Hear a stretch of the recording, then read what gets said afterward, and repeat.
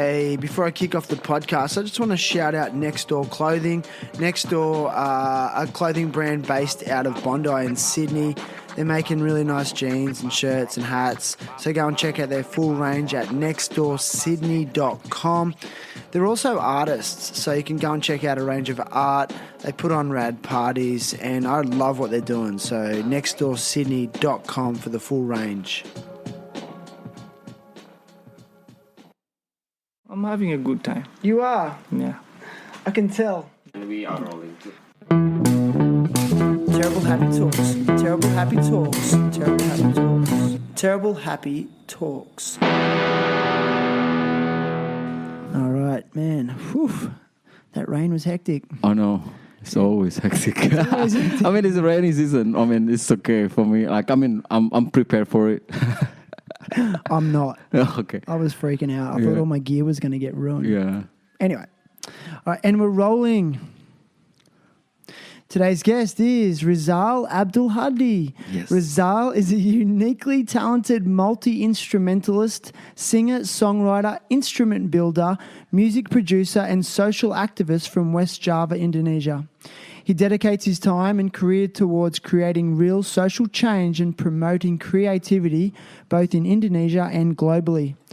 Rizal harnessed his knowledge of bamboo material to develop his unique and innovative instrument called the Rasendriya. It combines guitar with didgeridoo and celempung percussion. Further exploring the use of bamboo for instruments, Rizal's latest project is his Bamboo Lapsteel Guitar and Strings instrument. Rizal creates a unique style of folk music by combining ballads, rock, reggae and blues with eclectic ethnic rhythms. His lyrics, sung with confidence in both Indonesian and English, speak of life, adventure, spirit, democracy and opportunity. Rizal was invited to be a guest speaker and performer to TEDx Ubud. The video of his performance was selected as a TED Talks Global Editor's Pick and also featured as one of 3 weird and wonderful TEDx musical performances from TEDx conferences internationally. In 2015, Rizal was chosen as one of Bali's 20 inspirators by Hello Bali magazine in their 20th anniversary edition. Recently, Rizal was chosen as a Global Youth Hero 2018, so a couple of years ago, by global youth leaders. Honest and endearing, Rizal is with me today to share his experiences, challenges, and hopes for the future. Thank you. Rizal Abdulhadi, Yes. welcome. I'm so honored to be here, to be recorded. I think my voice. Thank you, Dude, it's man, rad. I'm really honored. Yeah. Man, I'm honored, dude. Like, you know, I look at your CV and your bio. Yeah. It's like, it's really impressive, man. Like, how old Cheers, are you, man. if you Thanks. don't mind me asking? I'm 30. Cool. I mean, 31. I think this year's. I guess. Yeah, man. Sometimes I forget the age, but anyway. So do I, bro. I stopped counting it. Yeah, I mean, I wish I'm 25 still, you know, or like maybe, yeah. I don't know. But See, that's funny. I feel like I'm 25 in my head. oh man, that's great. Yeah. I wish I still can do that, but I mean, like in the real life, I don't think I can now. So like, I'm always wishing only. But anyway, I mean, it's good. I'm always grateful. Anyway, I don't mind about anything. Yeah. Do you think playing and writing music keeps you young at heart? Yeah, totally. I'm really agree with that. Even the age, but it's just. Yeah, I feel it's always playful. I think. I mean, yeah. I think so. Why do you think it keeps you young in your mind? Oh, I mean, music is just such a joyful and then so much fun, and then it's just like a big long process, but it's so much fun around it. So I don't know. It feels like there is also, you know, like a sport, for example, you know the goal. Like for example, of basketball, that you know like how many goals you put in, blah blah. But the music has none. It's just it's never ending thing. So you always. I don't know. It's just something that has no limit. You know, it's limitless. Yeah. So it's just always fun, and yeah, for me, it's just, I don't know, man. It's I love like, that. It is limitless. Yeah. Totally. Like art, and it's never perfect. Yes. Do you feel like you're like sometimes like chasing perfection? Nah, I'm always thinking like done better than perfect. So I'm always think like just get it done. Okay. It's perfectness is. I mean, sometimes I feel like perfectness is imperfection too. So it's like something that is done always better than perfect. Because some people like always just chasing the perfectionist, but never done. It's always in their head, always processing. But for me, it's just do it. Get it done. Like progress. Yeah, progress, and then you can learn from next step. Like learning by doing, basically. Yeah. Learning by doing. Yeah. Yeah, and it's like a journey. Yeah, totally. A journey that you'll never end until you die, maybe. Totally, yeah. So rad. Yeah, man. So like, thanks for having me over. No, and just can you describe to everyone where we're sitting right now, where we are? No, it's at the my little tiny studio recording called Tropical Folk. So my record label is called Tropical Folk Record. So this studio called Tropical Folk.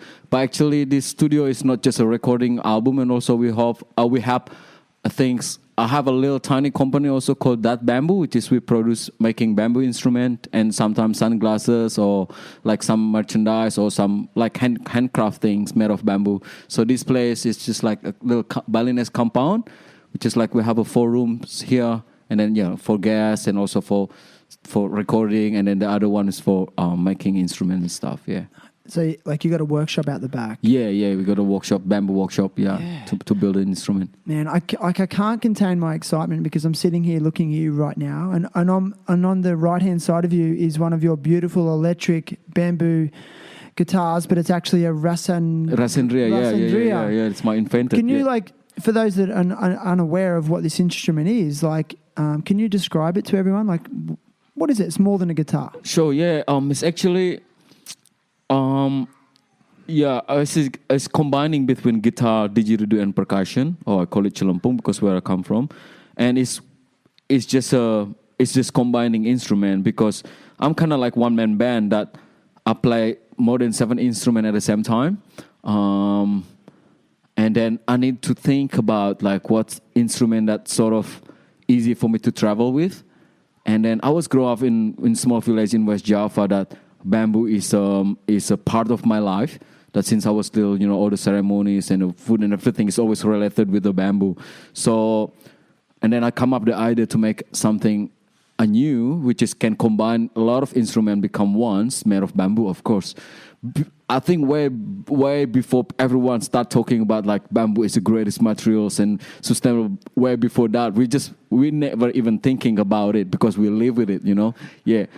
So made of bamboo, as it now like, especially people start talking great thing about bamboo. So now I'm proud already because like, I'm already making bamboo. I used the bamboo for all my life. I mean, but now I'm getting a good effect from that, like people getting like, oh, bamboo is a great material. So like, good. So it's just combining instrument made of bamboo as it's easy for me to travel with rather than like I bring my acoustic guitar and then didgeridoo and then another percussion is too much sometimes. Especially I have like a drum kit in my foot and tambourine and snare and cymbal is too much. So like I just try to make it more simple so I can travel with, because as you know that I just a simple musician that like want to do something more. So it's basically I can't really pay that much travel cost to all my gear. Like I'm not that big superstar yet. I mean, I don't know if that's like anyway. So I'm still like sometimes I pay my own for ticket and stuff. So it's good to have something simple and then also. It's just showing people also something different, So yeah. Like it was made out of necessity, but also what was available to you, and you had a lot of bamboo where you lived. Totally. Yeah. And I think that's funny how you say that. Like, oh, people are discovering bamboo, like, but you guys have been using it for your whole life. Yeah, for my whole But purely because it was just there. Yeah, it was just there, and then we used them, So we don't really think that much before that, like. Such a great impact for this world, like it's revolutionary basically that now bamboo can, I mean like probably as you know guys that, is how the benefit of bamboo is such a great thing, Like is it compared to like wood or kayu, is it difficult to work with in terms of crafting? For me it's like 5 times way easier than wood. Why? Because it's a humble materials because, man, I don't know, it's also fiber. So with wood is not fiber. So inside it is kind of like, it's easy to chop it. It's just, and it's also hollow already. For instrument, it's way easy. And then, I don't know, for me, I mean, like, I can make instrument in 5 hours. So that's how easy I can do with the bamboo. Yeah, yeah. Like a Rasendriya? Not Rasendriya though. Like, I mean, like, for example, like bamboo lapsteel guitar, for example, or ukulele. Ukulele could be 2 days because there's we need to talking about the fret and the scale of it. But like lapsteel guitar, because it's fretless, I can make like in 5 or 6 hours to make one instrument. Dude. Yeah. So that's how easy bamboo. I mean, to build the instrument if you already know the technique and stuff. Yeah. Like growing up, like. Who taught you how to craft and use the tools to work with bamboo? Yeah, look, because I was grew up in a small village, and we don't have a toy shop or something like that. So every times that I'm asked my dad, like, "Hey Dad, I want a skateboard," he will give me something to like build yourself, or I'll teach you how to build them, or like if you want toys, like just any toys that we can't afford to buy, or it's just like there's no available to buy at that time. So we build our own toys, like with a guide of parent, of course. So it's basically I build things since I was little. So it's already in my life too that I build things with my own 2 hands. That's also my main mission with why I build instrument now and play it, because I want to also little awareness to people that sometimes we forget that we can do with our own 2 hands.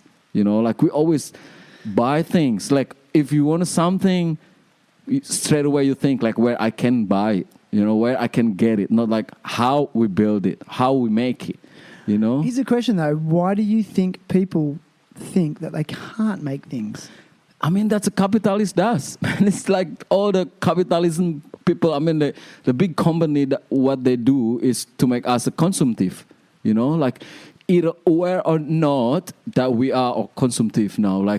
Like they're really good doing that to us, to become like we are just,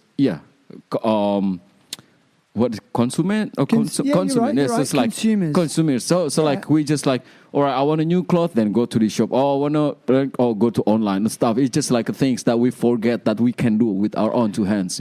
Here's a question for you though. Yeah. When you make that instrument yourself, do you feel more connected to it? Yeah, of course, because it's so much love because you do it. You make your with your own, and also you can even create a custom like, I want comfortables more, then you adjust with yourself. But if you buy something that's already like that, which is like you need to adjust with the instrument itself. But if you create your own, it's opposite way that you adjust them to make it more comfortable for you. So yeah. And do you feel that translates through your music? Yeah, of course. Yeah, it would. Hey. Yeah. Man, it's so cool. Yeah, I mean, for me, like I look at that instrument, it looks beautiful. Yeah. And I must admit, my immediate thought was like, I could never do something like that. Oh, you can. Of course you can. Everyone can. But I think it's bred into a lot of people that, no, you've just got to buy it. And also I think too, personally, it's like people think they don't have time to sit down and make something. Right. And if you... but why don't we have time? Yeah, but actually we live the same hours, 24 hours a day. Everyone on whole world, the same thing. We're live in 24 hours. Why you have time, I have time. Or why you don't have time and some people have time. It's just like how to organize the times, I guess, Yeah. Yeah, it's interesting. Yeah. When you think about it. Right. So look, you grew up in West Java. Yes. Like, can you maybe describe the town or the village that you grew up in? Like, for me, growing up in suburban Australia, West Java sounds so adventurous and amazing and raw. Yeah. Is that how was it? Like, what was your village like? Yeah, it's before a small village, but apparently, I guess. But this year's they just opened new airport, which is like, well, I can't say small village anymore, right? But there's international airport just opened this year. Yes. Yep. That's also one of the reasons why this year's actually in 2 months I'm gonna make my own festival. Yeah, in West Java, which is in my village. Because they have an international airport, so I can, fly over people everywhere from Bali, from anywhere. Come to my village, see my village. We have a direct flight from Bali, so stuff like that. Can you describe it geographically? Like, what's it like? Like, it's a volcano. Jungle? Volcano. So it's not really. I mean, like it's kind of similar with Bali, but we don't have a much beautiful beaches. I guess that's the only difference because it's kind of bigger than Bali, and also now it's actually Java is one of the biggest population too, right? As you know, guys, probably like even Jakarta, just tiny area, not tiny city, though it's a huge city, but more than 13 million people, I guess. It could be like 15 now. I think it's a lot. Yeah, it's huge. I think if you Google will tell you how much population in Java is, could be like 200 something. It's way bigger than Australia. I mean, Australia is continent, for sure. right? It could be like only 20% of Australian people that. I mean, like Australia is small. Like I think our whole population of the whole country. Yeah. Correct me if I'm wrong. Is like 25 million. But that's the whole country, and the land mass is probably like double the size of Java. No, of Indonesia. Oh, Indonesia. Sorry. Java is tiny. Sorry, Java's tiny. Sorry, excuse me. It could be Java. It could be smaller even than New South Wales. I guess it's smaller than. I mean, it's tiny island. Yeah. I mean, it's not tiny, but we got a lot of population. So compared with the land, it's just like too much. So, like where you grew up, was it the base of a volcano or volcanic area? I was born. It's not really close to a volcano. It's close. It's like 1 hour to the mountains, so it's like still Bali? Close. But it's like 1 hour, 2 hours. But it's mostly farmer, so it's like we have a lot of rice fields and then surrounded by rice fields. Yeah. And you went to school there? Yeah, I did. What was school like when you were a little kid? I mean, I don't know how to explain this. I think I'm pretty sure. Remember, it's a normal school, but with no computer, no,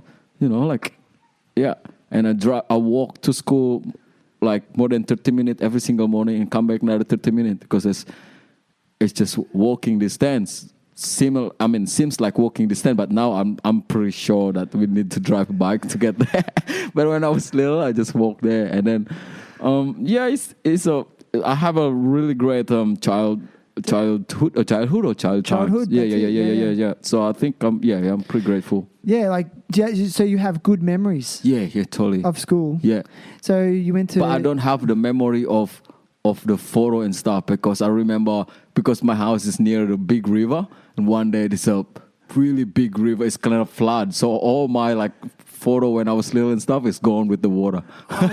What, your house got washed away? Yeah, it was away that time. And you lost all your possessions? Yeah, so photo when I was little and stuff, and yeah. I mean, it's okay, just in the memory, but I can't really show now to people that where's your photo when you little. Probably I have like 1 or 2 that my mom keep it in something. I'm still can see my face when I was baby, but I didn't see that my grow up. That's sad. Like some people think that's really sad. Totally, yeah. I mean, like if I think like that, it is sad. But well, I nothing can do. We can't change the past, right? So I mean, I need to live with it. And also, I guess because in village we don't really have a camera at that time. Of course, even if we lost something, that it could be like something that from photo of wedding or something. It's not really like daily life that in the backyard you play around because we don't have a camera that much that time. Yeah. So. Yeah. So I'm just curious, what kind of things would you do as a little kid in that area? Like what were you doing? Were you playing by the river? Yeah, playing by the river all the time. Flying kites in the rice fields? Totally. That's it. Yeah, play kite in the rice fields, and we got a lot of what do you call it, child games or something that you like. Child games. You make up the games and stuff. No computer games. No computer, man. No at all. I still remember. I think my first time touch a computer is when I was grade 8 or something. Yeah. Amazing. So it's no computer, no anything. It's it's just totally river all the time. That's why I got a lot of scar also sometimes because it's just too much play in the river. Like you jump and then the rock and stuff. So it's just man, it's so much fun though. Like really, yeah. You know what? Because I'm a little bit older than you. Like I'm in my early 40s. Totally, yeah.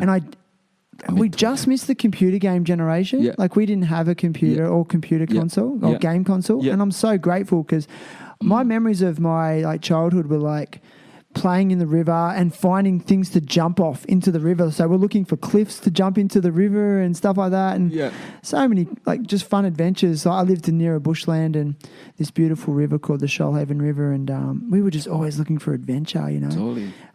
There was some computer games, but it wasn't like today where it's just like what you have, like a Nintendo or something? Nintendo 64. Dude. I don't have though. Like when I was little, we don't have those things. Yeah. So like I'm actually grateful for it, you know. So then like you went to high school. Is there a high school around there? Yeah. So I went to I got scholarship also that time. I'm going to high school that time. I got scholarship. So I don't need to pay for the high school that time because I also got the most, like I think it's most expensive school that time at my village. I mean like the whole region is just one school. It's also they call it SMA Satu mean one. So right, it's the number one that everyone want to go there, but it's kind of really strict to get there. You know, like a lot of tests and stuff. But I get it. I made it. So it's just great. They want the best. I think so, yeah. But I don't know why they choose me. I don't know. I don't understand why I'm best of. I don't know. I could be the wrong one. They must have had a reason. Yeah, right. That's it. Because of your music? No, were you into music then? I got quite a good numbers when I was little. I'm always like actually number 2, never number 1, because I remember there's one girl and she's always smarter than me. Always have like, you know, I'm always number 2. Like, I mean, yeah, stuff like that. But then I guess I got a good number also that time, and then so also the what do you call it, the IQ test or something. They got pretty alright for myself. So it's good. But also that time, my parents can't really afford to me to go to high school that time. I mean, like to pay for all the high school and stuff. So and also I work also that I was working since I was elementary school basically. So like. 10 years old, 11 years old? Could be even less than that. Could be 9 years old, 8 years old. I was selling like ice pole. Yeah. So before I go to school, I drop ice pole with the like ice cube, ice box, like little ice box, and then put it in the warung, the little cafe, little warung. And then when I come home from school, I pick the money. So they've sold. It sold some, and I took the money because my mom that time she have a freezer for the first time in the village. So she got, I don't know how she got that time, as someone give it as, I don't know, I forget that, but we have a freezer that time, and then my mom make the ice pole. So in the morning before I go to school, I take the ice box and drop it like probably 4-5 of them, 4 different places, and then I go to school, and then. So before school, So you'd make them as well. Yeah, but like the day before, So like when in the morning is the ice already make ice. I think ice ball. I don't know what's and then, what you call it. Yeah. And like then you drop ice block. with sugar. With sugar and stuff. It's colorful. And sometimes you make like a bean, like a it's like something, I don't know, just like all different type, like a green bean, something. Anyway, so you drop it there, and then you go to school, and after finish the school, you coming back and pick the money up. If there is no sale, then I bring it home again, put it in the freezer again, and then the next morning I drop it back. So what were you using the money for? I mean, for daily life too, and then it could be like, so I can get like a proper bicycles or something, or like just saving so I can go to big city to see like, you know, like swimming pool, for example, because there's no one have a swimming pool. They only have a public swimming pool in city nearby. So like I'm saving the money, so on the weekend I can go to swimming pool. To learn how to swim. To learn how to swim. I mean, like, I don't know how to swim because we swim all the time at the river. But the swimming pool, there's something different that like people think it's cool to go to swimming pool. Right. I mean, I don't know why, but everyone thinks like it's a holiday time that you go to a swimming pool and then you swim in that like I mean, we have a great river to swim, but I don't know. It's so strange. So, but, like all your friends, everyone, like you wanted to go to the swimming pool and hang out. You hang out there and then just swim, or I don't know, when it's still or something like that. Yeah, So cool. to the city. Yeah, And to you'd get like catch a bus and stuff. And yeah. you'd sell ice blocks and save money so you could go and swim. Yeah, something like that. Yeah, and then also sometime once a year I sell also the flag, because in Indonesia there is some every August, because we have a national celebration, right? Correct. National Day, Yes. 17th of August. So 1 month before that, like everyone starting, they put the Indonesian flag in the front of their house. Yeah. So also are selling that after school on the street, we're selling the flag, Indonesian flag. So that's also, but they're only once a year because it's only happening in August. So that's also could be good saving, because your work is only So like if you wanted something for yourself, like go to the swimming pool or a toy or a bike, you basically had to earn it and work for it yourself. Yeah. I mean, like if my mom and my dad have some money, also of course I can ask, but I feels like if I could do myself, why not? So as no one hurt also from that, and we don't have a rules to like, oh, you're still too young to work, but I mean it's for fun also. It's not like really work for someone else. You work for yourself. I'm selling my own ice pole, not like working at KFC or McDonald's, of course.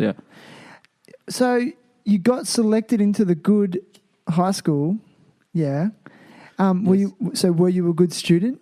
No, I'm really bad one in high school. I think because you weren't focused? I think it's changed. Things has changed. When I was elementary school, it was pretty awesome, or pretty good. I mean, like I'm good number of the school.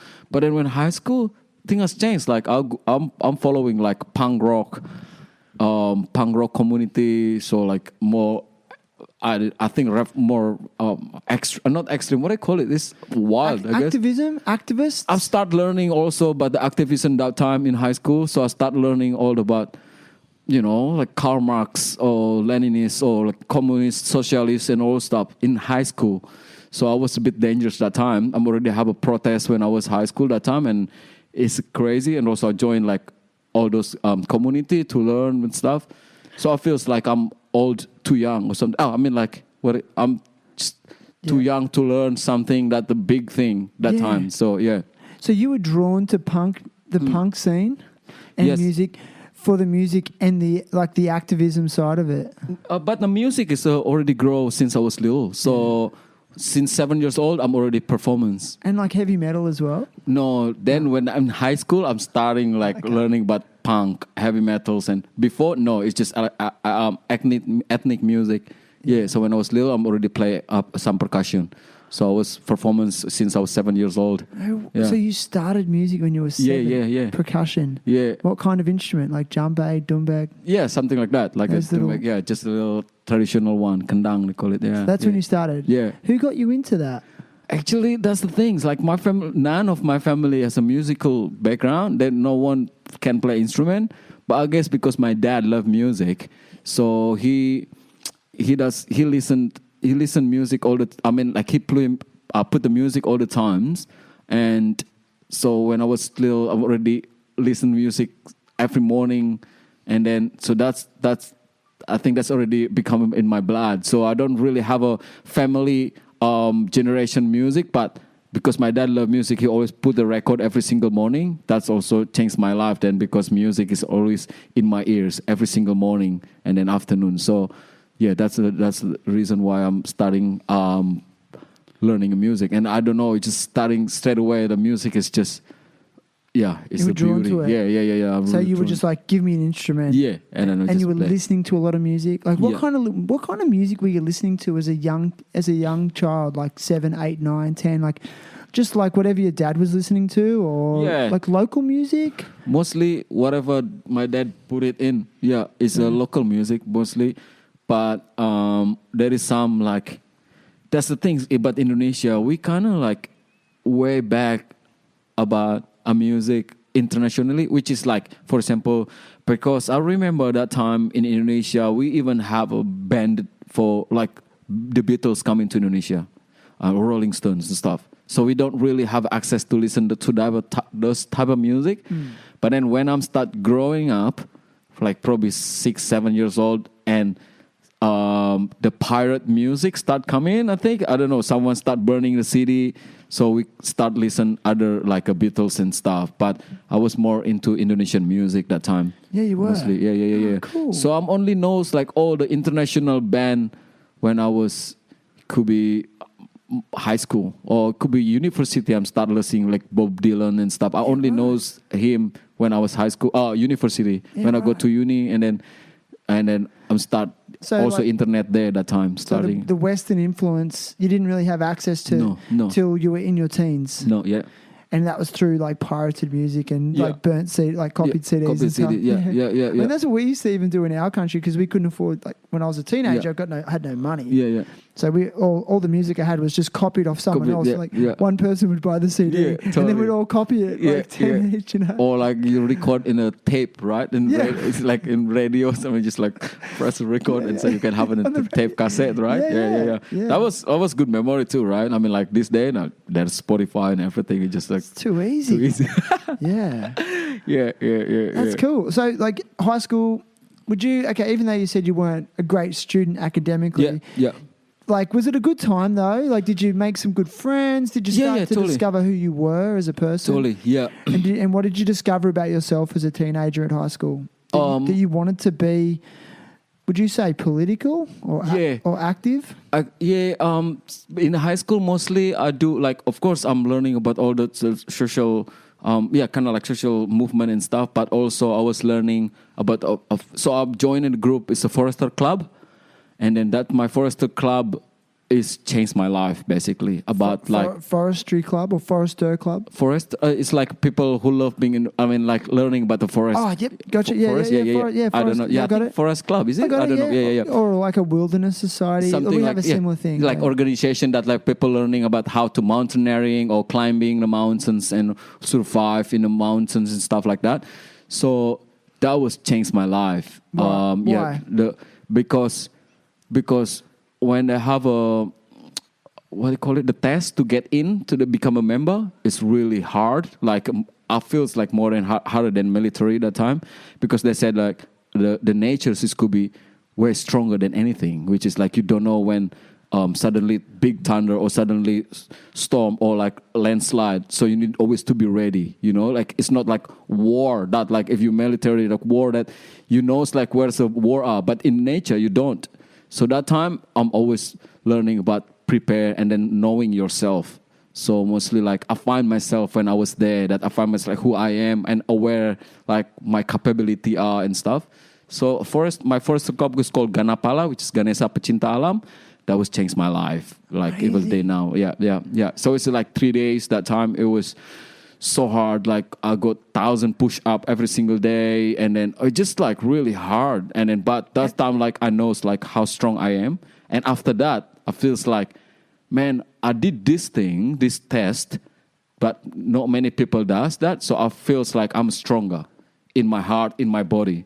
So from that, I just like no fear. Like I just too brave. That's why also I'm really wild in high school because like, oh man, I'm strong. I did this, but you're not that yet. So that time in high school, so I feels like that's why I'm doing protests with the government and stuff like that. And it's just like, yeah. That's so cool. Yeah. So it was. Like, what kind of protests were you going to? Like for example, that time is when the government start putting price up for like petrol and stuff, or like the oil for not cooking for. You know, that time we don't use gas as a stove. Like we use the oil to burn the fire so we can cook. So that time it was first time. And then it was, I'm stopped school. I'm going to protest with the older people, you know, like way older than me, or like some university. I just joined them. So I'm the youngest people who joined that. Yeah.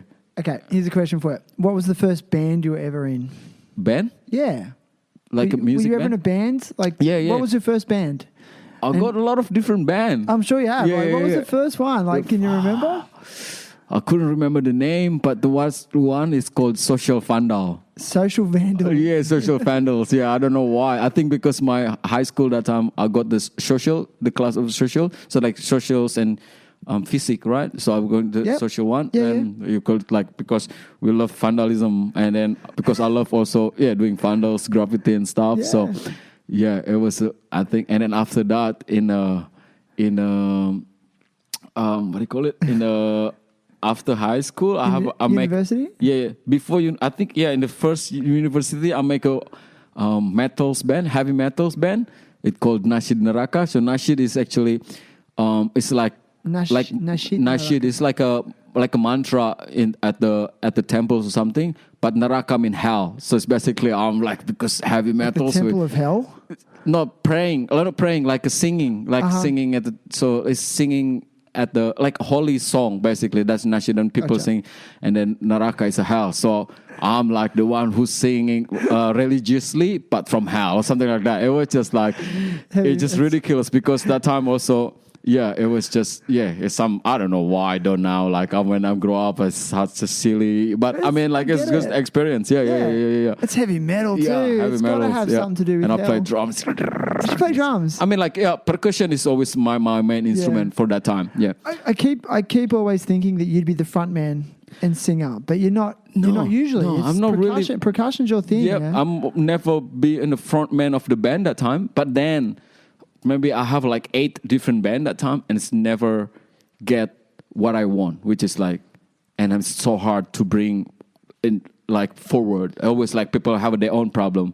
That's why I become one-man band after that. I was learning how to play guitar and learning how to sing. I learned how to write my own song. That since then, I think in university, I'm actually the only 1 year in university and they dropped me off. Yeah, they drop off. Drop me off? You dropped out? Drop out. Yeah, you drop out. Yeah, that's fine. Yeah, because they doesn't like me, I guess, because I protest too much. Oh, so they kicked you out? Yeah, kicked me off. For being too like political? Yeah, being politicals. Yeah, no it's really. I mean, I'm really people think too. Also, my organization is kind of like socialist movement. So people always think related with the communism. So in Indonesia, it's really, you can't even talk about communism in Indonesia. Yeah, I'm almost being killed a few times because they thought because I thought I'm a communist.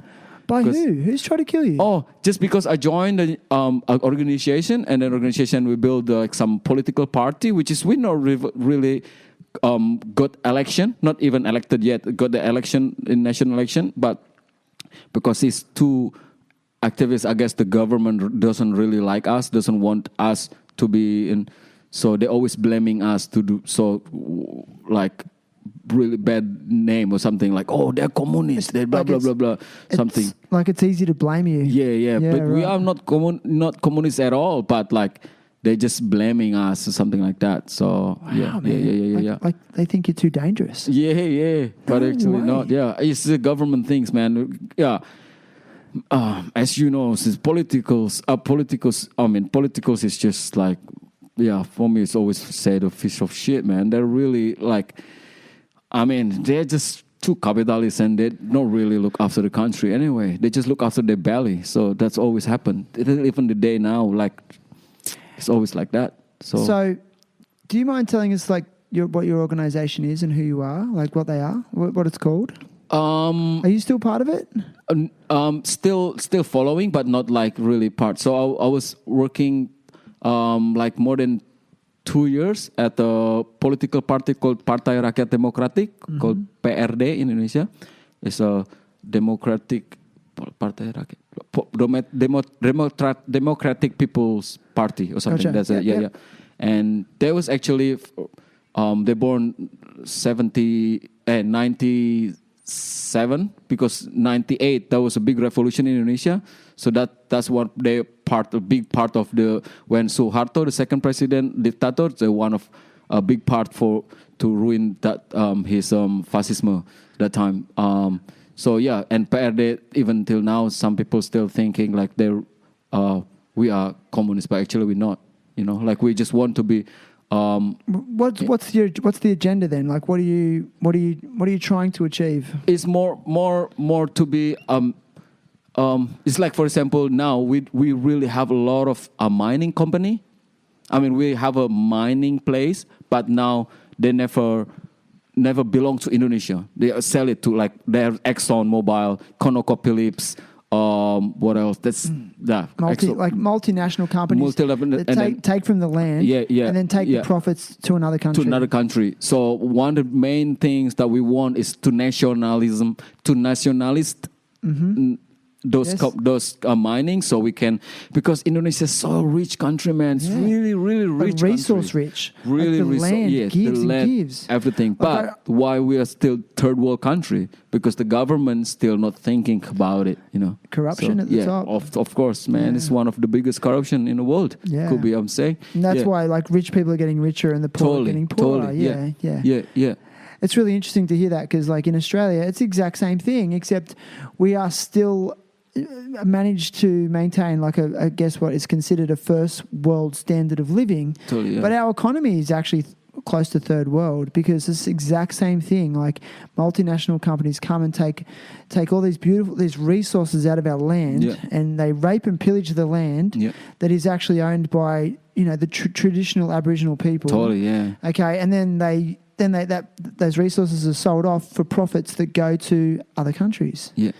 And it just, no matter how I process it and no matter how I've thought about it, it just does not commute with me. I can compute. I just don't understand that people in those leadership positions cannot see that. And it's like you said, it's just driven by greed. And it is coming to a head. I don't know I don't understand the Indonesian political climate as well as you, but in Australia, I think it's going down. We're having big problems, socially. So I mean, that's the whole world, bro. It is, isn't it? It's everywhere. It's so. To be honest, now also I'm not really into the movement anymore. Not really as before. Always big protests and stuff, because I feel, I don't know. For example, I have a friend. He's burned himself in the front of the government, the presidential office. As a protest? As a protest. Yeah, he's burned himself. To death. So he thought that after he die, and the people can rise their anger to fight the government, but it's not. So those is I see with my own eyes. Also, that time when I was in Jakarta, right? A big protest, for example. We bring the farmer from Sumatra to Jakarta walking for 3 months, because all the big company want to take their land or something. So we're there, and then they even sewing their mouth with needles in front of my eyes. I keep playing guitar to keep it the spirit. That was the big thing in my life. That's shit, man, people are really struggling in this world. I mean, in this country. It was really... And then, they still keep going. Even a few months ago or years ago, I don't know, it's still a lot of protests that are really extreme. I remember a lot of farmers also in Jakarta, I have protests in Jakarta. I mean, they're from outside of Jakarta. They even concrete them, put their foot in the bucket and then put the concrete to their foot, so government can listen what they want. So that's how... As a protest. That's how extreme in Indonesia to be protest. Because they're so desperate to be heard. They're doing things like that, by burning themselves, sewing their lips together. Yeah, so they're concreting fasting, their own legs. Something like that. And it's still a lot of sad, and it's always make me to see that. And so I was in that moment, that time, and then I'm now kind of step back a little bit, because I feels man, I've been doing that for over could be 10 years, doing with social activists, and it seems it's not about not work, it's still work, but I don't know it's till when, Are you feeling maybe it's an unwinnable battle? Something like that, but I don't want to give up also, so I choose different way. So rather than protest, I my music is my solution now. I play music, I sing with the song that perhaps people can listen through my music, and I make my own instruments so people can start thinking about we can fight capitalism with our own two hands, that we stop buying things from the big capitalism. Like, I don't want to make Fender or Ibanez get more riches, so I make my own guitar, for example, right? So like, rad. And then also, we are the young generation, perhaps more creative, because creative is one way to fight the capitalism. Also, you don't have to be. Do you feel like a lot of young Indonesians feel the same as you? I hope so. Or do you feel that they're not engaging with the problem anymore? They're just avoiding it and just what do you think? What are young Indonesians feeling right now? Are they? There's some still angry. Even like I don't know if you heard a few months back. There's a big protest, and even like now high school starting a protest also. So it was a big thing also. I think now is some people. That's the thing though in Indonesia. Sometimes like big fire, which is like everyone talking about politics, and then gone something else, like talking about like I don't know, silly shit problem. I don't know. So it's just like always have some switch issue. That's how smart the government are. Like now this month in Indonesia, everyone knows like there is a 3 issue about they are like. They what do you call it? They presented about like just like a lot of silly things. You would say like the government deflects to something else. Like they're like, oh, that's a hot topic. We don't want to talk about that. And then they just then they control the media often. Totally. And then they go, but this is in the media now, and there's some silly controversy about something that's not really that important. No. Yeah, is there like some, for example, like there is one community that think they are the kingdom of universal kingdom or something, so something like that. So it's just like silly, like why think like but the people love talking about it, right? Like Facebook and stuff, Instagram, and so all people talking about it. So it's just the media change again. So it is just always going on and on. It's always like that. So yeah. So now I'm just doing my own way, how to fight with what the bad. And then make the earth a better place for the future, you know? Yeah, I mean, I love activism. I love it. I love seeing people protest and stand up for what their heart is telling them. It is beautiful. But yeah, I think also you have a responsibility to do it in a positive way, because I feel like when it's done in negativity, it's really just perpetuating more negativity. That's already like there's enough negativity in the world, and it's actually I think it's harder, in my opinion, it's harder to be positive and present positivity than it is to present negativity. I think it's very easy for us to default into this is bullshit and that's fucked and I hate this and rah rah rah rah rah. Like that's what I want to do, but I think when you try to do the opposite of that and still get your message across, I think it's actually more powerful. But then you're actually showing the people that you're against the right way to do it. So you become a role model. So like what you're saying is you've chosen to express your activism through your music, like more than ever. Is that how you're feeling, like more passionate about it than ever? Or I think so. I don't know. It's just I think just for now. I mean, like now I just choose this way. Yeah. I mean, like before, so I still play music and I still play even real more extreme. I mean, not extreme, more harsh. My music is more like like fuck you government or something like that. Something. I mean, like it's really more about like make people spirit like rise up to fight with government. So mostly like that. But now it's kind of a bit like poetry and stuff. So people still listen to that, but then in a fun way. But like that's like, like stuff like that. You know what I'm saying? So it's like more... It's not as in their face. No, in the face. Before it was all in the face. It's always like, revolution, like... Was it? Yeah. I'm always like that. I was like screaming all the time, like play music, and then it's like, stand up and fight or something like that. But now it's kind of more like... That is dangerous in Indonesia. Yeah, before. But did you ever feel unsafe? No, I mean, like, that's what I'm saying before, that like I'm just too brave, I guess, for doing those kind of things that time, like...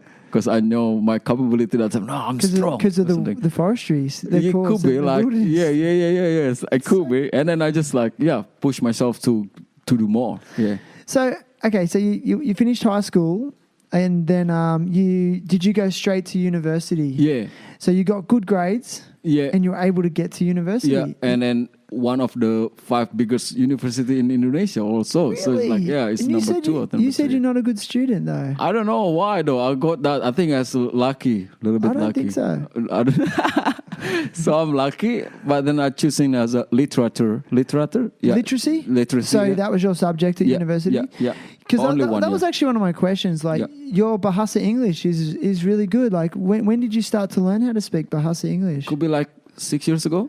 Oh, really? Yeah. Really? I was hate English before. No way. Yeah.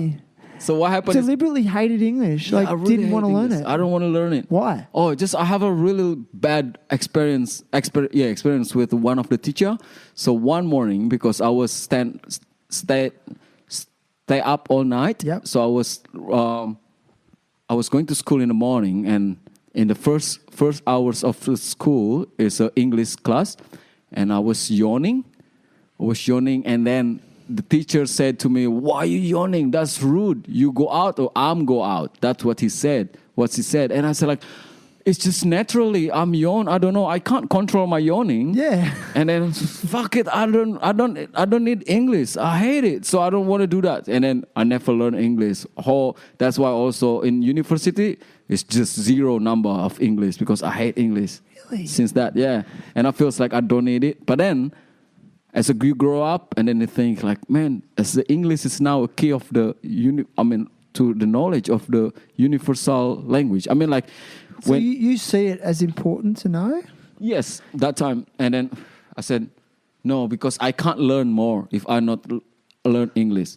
Because I want to read more book. I want to watch more movie. And it's mostly English. In Indonesia, it's only certain book that I can have here, right, with Bahasa Indonesia. Yeah. So, do you think many Indonesians feel the same way about English? Now it's very different because they feel cool when they can speak English. Really? Yeah, for me it's really it's desirable. Yeah, it's more like, oh, I'm cool because I can speak English. Now it's like, but that's only Jakarta and Bandung. I mean, like a big city. And What about the older generations? Are they still a bit like purist and they're like, no, well, that's not our language. I don't want to know that. Totally. There's still a lot of that. In my village, it's like old people, they can't speak English. Only like a new people. I mean, young adult. Yeah. But the young generations really want it. Because it's cool and not really too in my village though. In West Java, I mean, like in Majalengka where I grew up. But in Jakarta or Bandung, probably they think like that. Yeah. But in a village, they don't. Could be now because have international airport, so they think like, oh, could be a lot of bule coming. So I don't know. But yeah, perhaps it could create like business opportunities as well, probably, especially with an international airport. Yeah, but also I'm the one who against that time. I was bring 12 big truck full of people to Jakarta to protest that we don't want to. Yeah, I'm the one. You organized that. Yeah, I'm the one who organized. But now I can't do anything because they always win. Do they though? Do they win? I mean, or are you actually? Have they won, or is it just another little stepping stone? And have you planted the seeds of thought in some of those leaders and the people that participate? No, actually the people doesn't want it because they are really unfair. For example, the land. When for example, when they build airport, they need a big, huge land, right? And the farmer who has the rice fields land, they doesn't want to sell it because that's what they do. That's the only thing they can do is a farming. That's what they know. And then when the government took their land and even like they really pay way cheap, it's not even make sense to sell it to government. It's like you have to sell it to us or something like that, or even they use mafia to do that. Really? Like, yeah, totally. So that's the things that, and also they're really not why you build in this area, which is that's like the most rice come up from the biggest harvest also. So we think more like you government can find somewhere else to like a better place. And you protested that. Yeah, which is it's good to have airport, but you need to be ready also with the human resources. I mean, like human. What they call it? I don't know what English. I mean, like you need to be ready. People need to be ready also, like in that area too. That like if they lose their rice fields, the government need to train them how to find another job another or like job, another skill, something. New skills, but they didn't. which is and is there's like more than 5 village. It's a huge amount of the land. Yeah, more than 5 village. I'm pretty sure it could be like 12 village. Wow. Yeah, And so that means like those people were displaced, moved from their land. That's also supposed to be government do that. So where but do they don't. those people go? They just find their own way. Just find something Before else to do. that's our right also to say like, all right, give us fair amount of money to buy the land if you have to build, and then give us a skill, and then we move where we're gonna move, because like we are, for example, in the hot area, when they move it to like high cold area, they maybe died cold or something like that. You know, so it's like we want more fair and stuff, and then the good reason why they build the airport right there. So basically like that. But then, they win anyway. We move anyway, stuff, and an airport there. So, well, we need to live with it, and then probably. But see, in my opinion, Rizal, like you still have to have the battle, because that next time the government tries to do something, which they will, they'll know that the people aren't going to take it easily, and it could help the next fight. Yeah. I mean, that's something to think about, maybe. Yeah, I'm pretty sure they do. I'm pretty sure that it could be every day there's a protest in Indonesia. I'm pretty sure. Yeah. Yeah. It's so good. they still fight with it. I'm pretty sure. They've got to have a voice. The people need to keep using their voice, because I feel like when the people are too scared to use their voice, isn't that communism? Say again? Sorry? When the people of a land are too scared to use their voice, isn't that the definition of communism? You know what I mean? No. So, like, if the people are too scared to protest, okay, because of the government's reaction or the military's reaction, if they're too scared to do that and they don't start challenging the government, that, in my opinion, is communism, isn't it? No. No?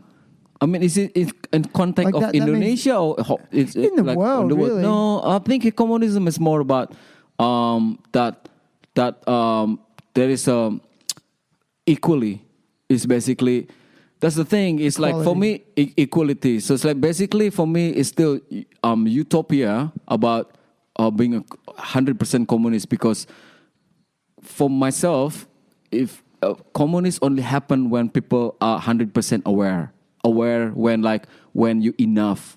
Okay. Like enough. I have one car, that's enough. I have one bike, that's enough. I have this money, that's enough. And if I have more, I'll give it to my friend. I'll give it to my neighbor. Okay. So for me, communism is more like that. That's what Karl Marx said in Das Kapitals, that like there is no boss. There is no capitalism that only one people can rule the world. Like all equal, everyone equal. That's really hard to do. That's even like a lot of country that believe in communists, they're also even not success doing that. Yeah. So, like there's like Karl Marx write that, and then Leninism in Russia, or Lenin also in Russia trying to be really communist that time, and then changed to Stalin, and then it doesn't work because it's more like fascist dictators, and after, like there's Mao. So those people those people you mentioned, like a Marxist, and Karl Marx, and Lenin, and then Stalin. Yeah. I guess, like in theory, their ideas were moving towards equality. In theory, but then in practical sense, it doesn't translate from the theory. Yeah, it's very it's very hard. It's difficult. It's because you fight with the human being behavior. I guess it's more like. Because Karl Marx, what he said in this book, Karl Marx, in the Das Kapitals, I think the book's called Das Kapitals, it's about like a manifesto of communist, like how communist is going to be work, like people work because they want to, not the people work because they have to work and stuff like that. So it's more about awareness, about conscious that like we don't take much from the earth, for example. That's why like all communists think like, that's why I said it's just a dreamer. It's still like a dream. It's because but I can imagine it's gonna be beautiful life if that happened really. I mean, like, you know what I'm saying, right? Like that's when everyone equals. There's no one like work for someone else. That everyone just work because they want it, and it's just like enough living that no one take someone right to like, or like say bad thing. Oh, you are this, you are that. No, everyone respect each other and stuff like that. Yeah, man. Yeah, but that's just still utopia. I mean, like still utopia. dream. I don't know. I'm still hanging on to that dream, bro. Hope so, Why man. not? Yeah. Why not hang on to Yeah, it? of course. So like Mother Earth's still safe because no one greed. You know, that's all be like beautiful. Yeah. So And I do think like it's important just to talk about it, having conversations regularly. I think is really, it's just good just to remind people like and keep. I'm a real believer in like helping and wanting to make conscious decisions. And I just think people just need to be a little bit more conscious about maybe what's going on or the decisions they're making. Totally. And I think these conversations actually help people to consider what they're actually doing. I think a lot of people are making unconscious decisions and they're not educating themselves. And I think even just that alone, it helps change. Yeah, bro. Yeah, educated. So, man, university. You went to university. All right, back again. Okay, and you got, sure. and then you were doing literacy. Yeah. And then you got kicked out. Yeah, kick out. For being too dangerous I think as an so, activist. yeah. I think so. What do they do? Did they just give you a phone call and went, you're out? Yeah, and it's just like also to have a big meeting. It's like, nope. Yeah. Like, what were their reasons? Did they say, you've started too many protests or? Yeah, actually they don't really say that. Okay. Yeah, they just like find like it could be also like because my number are bad. I don't know. It's just like that time it's not make sense because I just doing because I'm like a lot of like big discussion like forum discussion seminars and stuff talking about politics and stuff that time, and then suddenly there has happened those things. So it's like feels like I don't know. It just and then that time it's like oh fuck it, I don't want it anyway. And then then this political party that I'm into it that time, they took me to the national office. So I'm become a national member of. So I'm the youngest that I'm sitting in office. What do you call it? National. There is like a region and then like so there's like.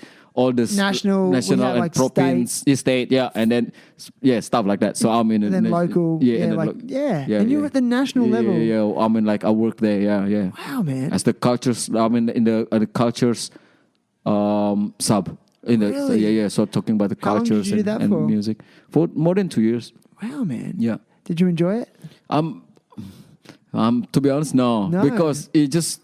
So much work and so much sadness. And that's what I'm saying. You could protest every day and stuff, and I'm not get any money since I'm not have a salary for more than 2 years working in the office, but no salary. But because it's just about I want to do that. Also, it's just like my dedication for this country and passion. Dedication, dedicated, passionate. And it's my passion. So I have a money from other job, like side job, like I'm design or something like design books, design magazine, or like also singing. Sometimes stuff like graphic design. I mean, like mostly I do everything though, make film and everything. Yeah. And like, do you like to make art? Of course, I used to be painter. I paint all the time. Yeah, but. Not anymore. I'm just music only. Yeah. Music's like the one thing that you want to spend most of your time on, and making instruments. Yeah. Dude, that's so right. Yeah. So when did you start then making instruments? Like, I mean, I know you said you started when you were young. Yeah, in the village. Almost. But like, how has it progressed? Like, what's the journey been? Like, you started as a child, and then did you just keep constantly doing it your whole life, or no, was there constantly. a certain time? No, I'm not making it like till I'm working in that office also in the Jakarta. I'm not really making that much. I mean, making some time, but not that much, especially not bamboo that time. Then I was finish my work at the Jakarta and then I'm start traveling. Then before I'm traveling, I'll go back to my village in Majalengka and I go back to the art community there. And then there's a lot of bamboo and then I'm starting making instrument again there, learn again, make it. And no way, dude. And I lived there for like over 1 year to help this village. It's called Jati Tuju to make the art space there. Yeah. So me and my friend doing fundraising to build a art center there in the village. And then while we build the house there, and start learning again about the bamboo instrument. So it was 2010 or 11. Yeah. Okay. And from that, then I'm just like keep going. And then from that, did you start teaching other people how to make instruments? Yeah. Is that has that been a source of income for you as well? Like money? Now, yes. Now? Like past 2 years. in my studio here in Ubud, I'm open for. So because like I play bamboo instrument all the time on stage, and when people start, where I can buy the instrument, I say like, rather than I sell it to you, I teach you how to build one. Come to my studio, I teach you how to build the instrument. So you have workshops, in here, and in my studio, courses that people can do. Right, man. I mean, yeah. Like, is it just Rizal's instruments, or what's the? We can make ukulele, a guitar, or lapsteel, or bass, and anything. Is it called Folk Studio? What's it called? Like, tropical folk. Tropical folk. Yeah, but I mean, like the bamboo thing is called that bamboo. That bamboo. Yeah. That's right, man. Yeah. Yeah. Like, okay, that's cool, man. So, I'm just like, look, I'm sitting here and I'm just like looking at your like range of guitars and then like combined with like ukulele, and then you've got like bamboo ukuleles and then electric guitars, correct? Yeah. And then you got the steel. Is it the steel drum? What's that? Which one?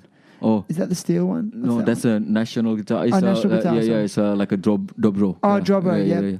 Cool, man. Yeah. I was just like, I don't know. Like, I can see why people are so drawn to it, and I just love that you want to inspire them to connect and make it themselves, man. So. Yeah. And also now I'm focusing in a recording album. So it's like my record label, Tropical Folk Record. Cool. It was these past 2 years I'm open for public, which is like everyone can come, and then we can record an album if you can. They can come and record at your studio. Yeah, I mean here. You'll help them with it. Yeah. I help to compose and stuff as a music producer, because now I'm focusing with become a music producer, then performance. Yeah, cool.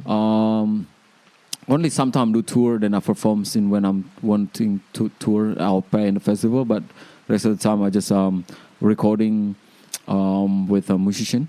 Yeah. That also is why I'm recording.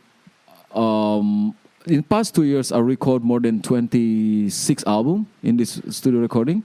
Yeah, so that's really interesting. Like, and I'm listening to you say those things, and it sounds like you're being a good influence on a lot of people with their music. Yeah. Because I know, like our mutual friend Kai Mata, she said you've been you were a really good influence on her and helping her find her sound and stuff like that.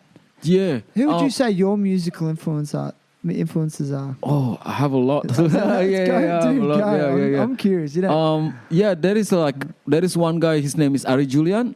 He even have a more than 40 album now, and he the spirit of his music is most independent. That like he even can just record in whole night, just record an album, stuff like that. Yeah, he's incredible. So he's inspired me also to play music. To play music, and then how it could be free being a musician.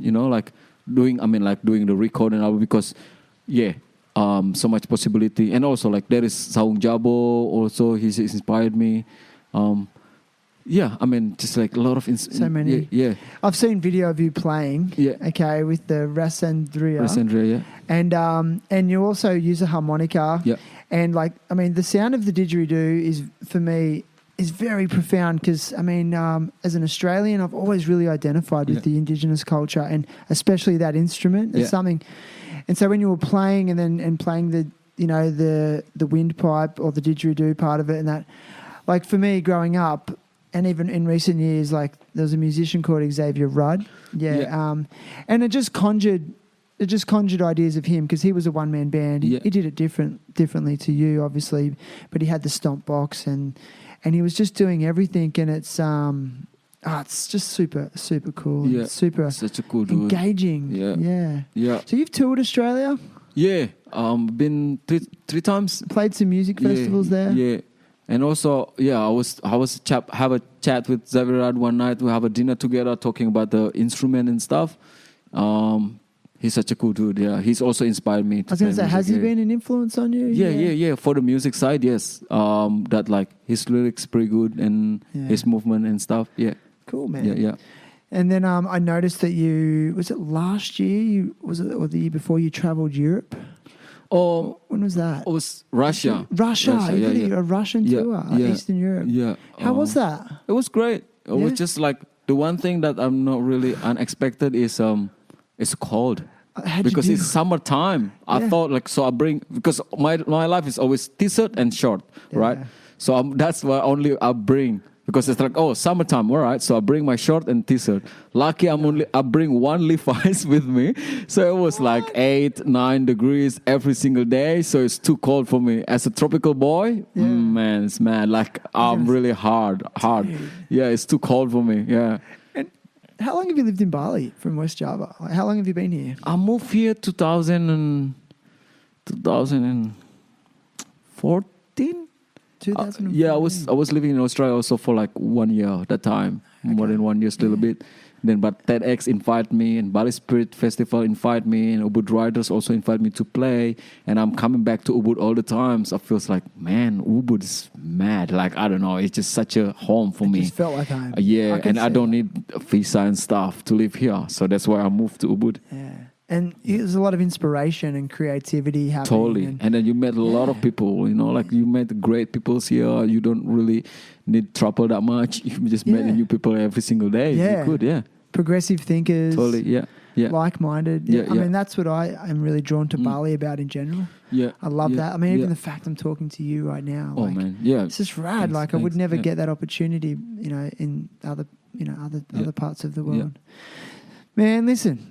It's been epic. It's been like an hour and 10 minutes, bro. Wow. I thought it's only 10 minutes, man. Really? It's just such a easy talking. I mean, like, Yeah, I'm going to say something like I'm really impressed with your English skills, and I must admit I feel a little bit embarrassed that my Bahasa Indonesian that I'm unable to communicate with you as well as you do with me in English. And I just want to say thank you for that, and thank you for I guess like just being so like giving of your time and I'm really honored, man, to be here. Like this is always what the thing that to share your thing as much as let's share. I don't know. I just always like to share my like this. If my story of my life is get an impact for people, I will be grateful for it. Like if not, it's okay too. And there's always in my head that's like make it better world. I mean, like the world a better place for all of us. And then if you can share this. I don't know. Yeah. So thank you so much. Dude, thank you. And I really agree. honored. Like sharing's so important. Like it's just so important. Even like I really believe this now more than ever. Like especially that I'm like, have done a few of these now. I see it time and time again. Like every single person's story is unique. Totally. Yeah. And it's not like anyone else's. But sometimes the way things happened for you will resonate with someone that you would least expect. So when I say resonate, that's how it's happened for them. There'll be someone out there that will identify with something that's happened to you, and then they thought that they were alone in that. Yeah. But when they hear you say it, they know they're not alone anymore. Yeah. And I just feel like there's a lot of power in that. And like I've had like people contacting me saying things like just random people send me a DM on Instagram and say, "Oh, your guest was talking about the time that this happened to them, and I like the same thing happened to me, and I thought I was the only person." And I didn't expect that to come out of this, and so. Yeah, like, and that's why I'm just like super, super grateful. And I also think it takes a lot of courage for people to talk about themselves and their story. Yeah. I think, because you can make yourself vulnerable. Yeah. So I just want to, thanks for that, bro. Yeah, no, man, it's easy because it's just all my life is honestly, I just said what I'm not really filtering or make it like something. So it feels like quick for me because I don't really think what I'm talking to also. What I need to talk, I just say it, whatever. Thank you for that. Yeah. Now listen, is there anything else? Like, is there anything like, if you have any gigs coming up or any shows that you want to talk about? Yeah, so my gigs, I have a past 2 years, I not really make any gigs regularly in Bali, but now I'm starting making regular gigs in every Tuesday in Current. It's called Under Outpost, I think, in New Kuning. Why I do also because it's not because I love regular gig, but I love to meet people because I've been past 2 years I just working at home all the time, not really seeing people. So to have a gig, it's like that we're able to see people again, that I can go out, push myself to go out. It's not always studio at home, just not like that. So be social. Yeah. So being socials now because That's fun. So I have things. Then also festivals, bro. It's called Forest Folk Festivals. Forest Folk Festival. It's 10 to 12 of April. Okay. In West Java, Majalengka. Yeah. Yeah. It's in under Ciremai Mountain volcano. It's just gonna be a beautiful forest. How long is it? A 2-day festival or is 3 it days, 2-night festival? Yeah, it's camping festival. So amazing. yeah. And what kind of acts are you going to have there? Like local? Yeah, local and international. Yeah. But this is also the first festival, so we don't have much lineup. But it will be fun. I mean, amazing. Yeah, man. We have a Kai Mata playing. Also, we have a Mata Jiwa playing. We have a Bonita Doi from they're also playing. It's amazing. Like also we have Kodivan, jazz singer. It's just like folk music, but also combining with a lot of different beautiful location. Oh, it's amazing. It's stunning. It's for me, it's one of the stunning area in Indonesia because there is one terraces. It's like terrace. Yeah, it's just huge. Like the could be the biggest terraces in Indonesia. Yeah.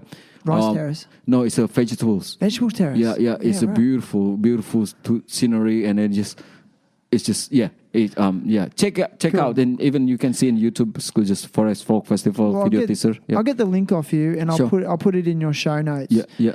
And then your show notes, the link will follow this episode around on iTunes, Buzzsprout, Spotify, Stitcher Podcasts, Google Podcasts, and iTunes Radio.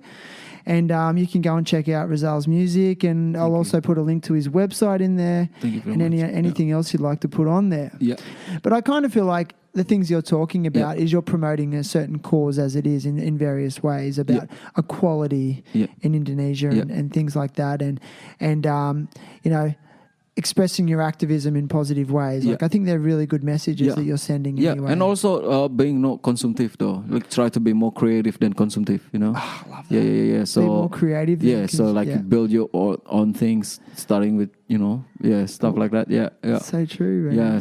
Yeah. I need to tell myself that. Serious. Like I'm a consumer. I was born into that mentality. Yeah. It's really hard to break. I mean, like everyone do. Me too, man. Like everyone are, because we are trapped in this society, with what capitalists want from us, to just. But I also think consumerism just makes people sad, right? Because they just feel like they're never satisfied, or totally. they want more. They want more, and then I think I know in Australia we have a big problem with mental health. Yeah.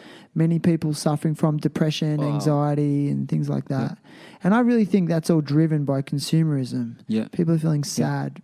Yeah. So perhaps I think that's also my things. I'm always focusing with that one. I think it's a good message, bro. I love it. But of course, like all the look after Mother Earth and stuff like that. Just like I'm always also on my because for example why I choose bamboo also because to save the Mother Earth. Why we keep illegal logging. I mean to chop the beautiful tree. And then we have a grass, one of greatest grass, it's just bamboo that is sustainable materials. Why we not starting use bamboo as much as we do, rather than wood, for example, So that's always a message also because, can you imagine how many hectare of rainforest that been chopped to make a guitar, for example, right? It's crazy. And then now we have a solution, which is we can make a guitar out of bamboo. Do you think the sound is as good though?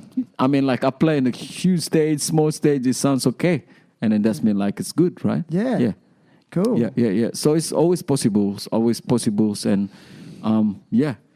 So it's so good, like bro. that. And then what else? Yeah, I think That's right. It's a bamboo warrior. Do you think you're a bamboo warrior?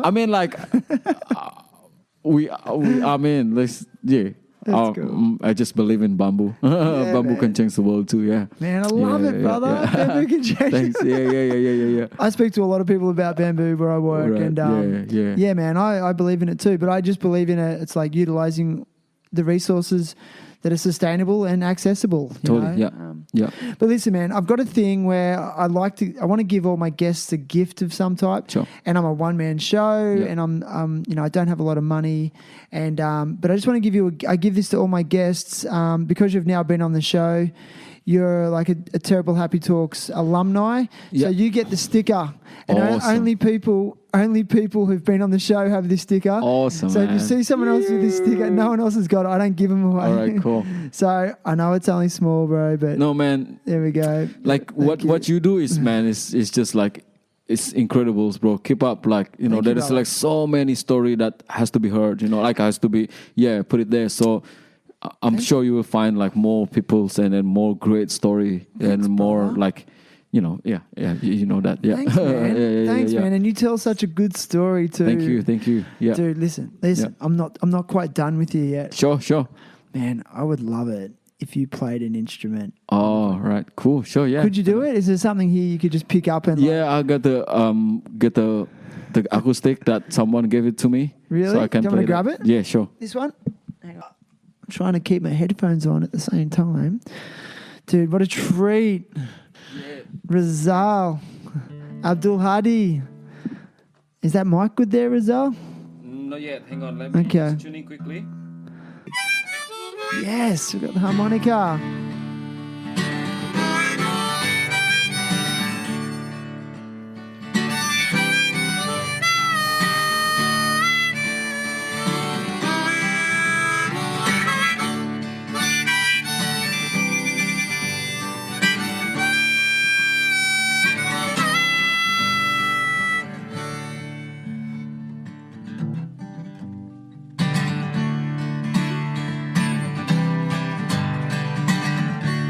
Life, your dream, thought, and lessons. Life, how many dreams you've been dreaming.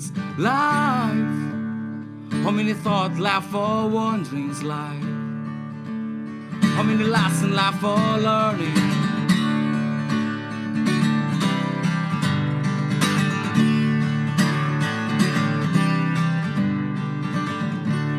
Love, forgiveness, mistake, and sharing. Love, have you shared your forgiveness? Love, have you forgiven your mistake? Love, have you shared all your life? All your life.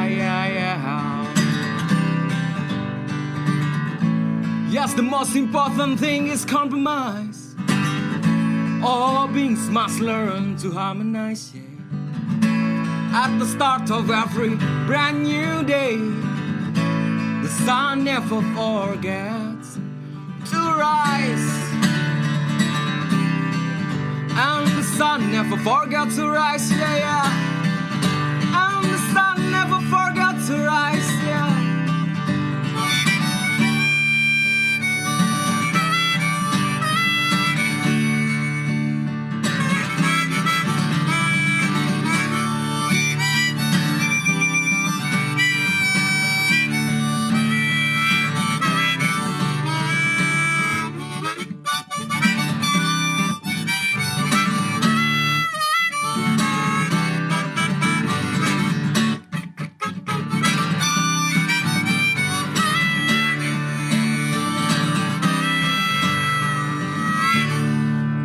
Life, your dream, thought, and lessons. Life, how many dreams you've been dreaming.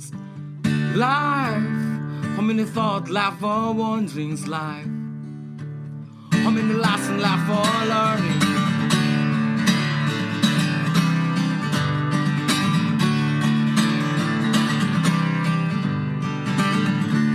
Love, forgiveness, mistake, and sharing. Love, have you shared your forgiveness? Love, have you forgiven your mistake?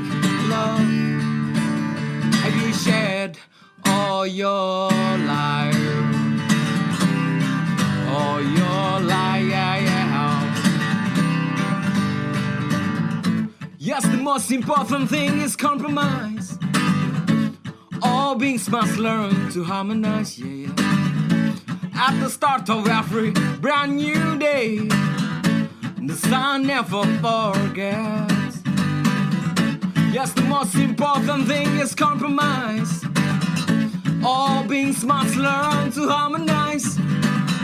At the start of every brand new day, the sun never forgets to rise. And the sun never forgets to rise, yeah, yeah. And the sun never forgets to rise. And the sun never forgets to rise, yeah. And the sun never forgets to rise, yeah, yeah. And the sun never forgets to rise, yeah.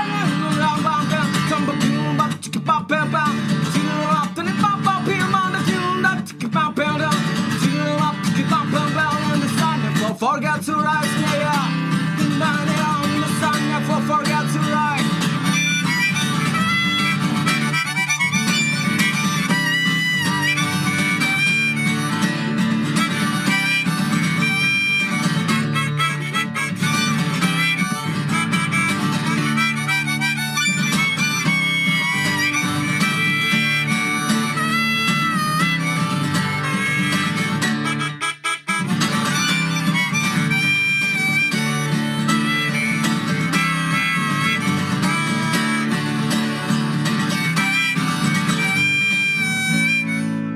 Yes, the most important thing is compromise.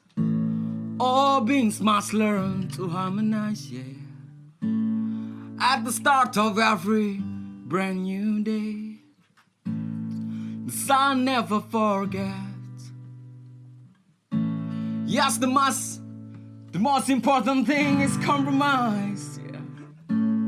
All beings must learn to harmonize, yeah. At the start of every brand new day, the sun never forgets to rise. And the sun never forgets to rise. And the sun never forgets to rise, yeah, yeah. And the sun never forgets to rise.